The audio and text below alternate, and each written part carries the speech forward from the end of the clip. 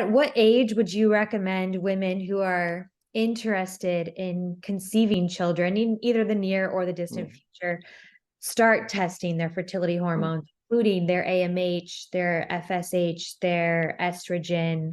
I feel like we always hear about the biological clock, which is stressful, but also very real in a lot of ways. Okay.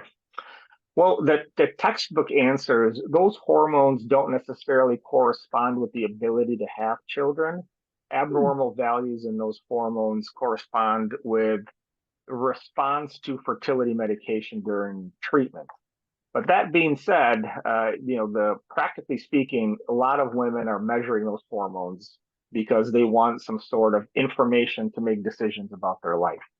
And so the overwhelming answer is age kind of takes priority. And so if someone's interested in starting a family or potentially starting a family in the future, those tests allow for recommendations and counseling in terms of what are the options and what are the best options available.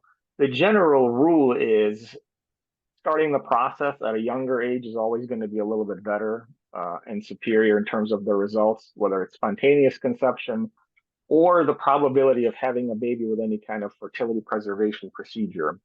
So my recommendation, if anyone's thinking about starting a family, is to seek out a healthcare professional to understand how the process works and what are the best options available to you currently and potentially in the future, and then acting on those recommendations if it's appropriate for the individual.